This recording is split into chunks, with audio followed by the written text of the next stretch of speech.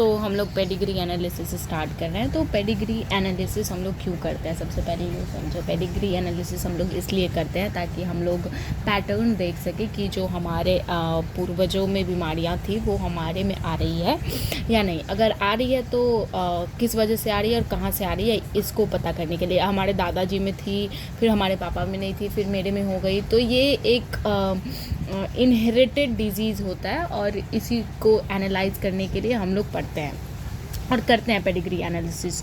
सो ये जो है वो इनहेरिटेड डिजीज़ के लिए होता है।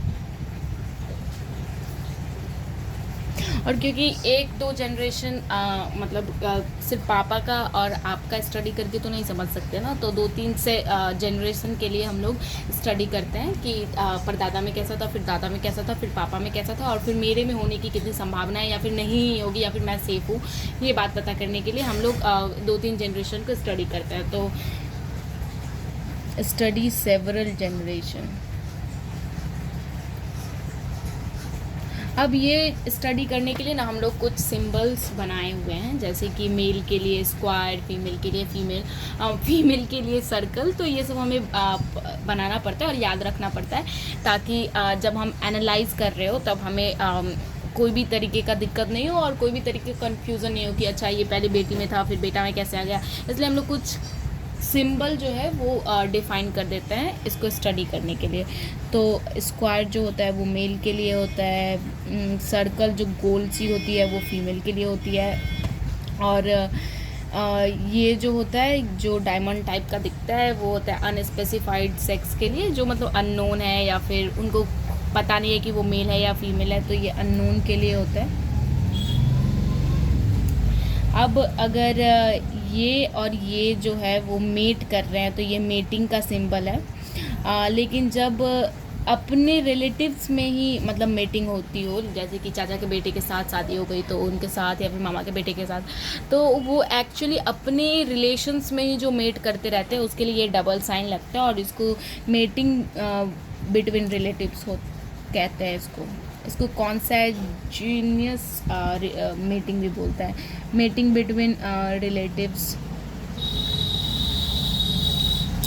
अब एक ये होता है कि जो अफेक्टेड इंडिविजुअल्स होते हैं उनको हम लोग कलर कर देते हैं, जैसे कि ये फीमेल अफेक्टेड है और ये मेल अफेक्टेड है।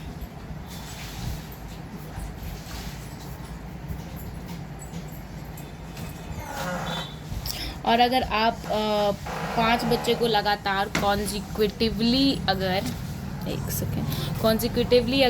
5 बच्चे को लगातार आप जन्म देते हो बिना कोई डिफेक्ट के उस बच्चे में, मतलब 5 बच्चे को जन्म दिए, लड़का लड़की डजंट मैटर, लेकिन वो जो है वो हेल्दी है, इसका मतलब जो है वो है कि आप बहुत अच्छा है। और जो बायोलॉजी है वो आपको एक पुरस्कार देती है कि ये लो ईट 5 स्टार डू नथिंग वाला।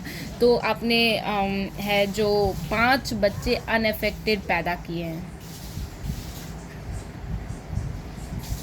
यही है। ये सारे सिंबल्स याद रखने पड़ेंगे। अच्छा हाँ, ये जो है वो मम्मी पापा मीटिंग कर रहे हैं, तो ये हो गया पेरेंट्स और ये हुए उनके बच्चे। ओके, तो ये पेरेंट्स हो गए ऊपर वाले और ये जो हो गए वो प्रोजेनी हो गए। और एक सेकेंड रुको। तो ये तो सिंबल हो गया, पर हमें पता कैसे चलेगा कि कौन सा डिज़ीज़ होगा या फिर कौन सा डिज़ीज़ नहीं होगा। इसलिए हम लोग डिज़ीज़ को 2-3 तरीके से क्लासिफाई करते हैं और फिर हम स्टडी करते हैं कि पापा में था तो मम्मी में मतलब पापा में था या मम्मी में था तो बच्चों में होगा कि नहीं होगा। तो डिज़ीज़ के बारे में हम लोग पढ़ेंगे। ओके।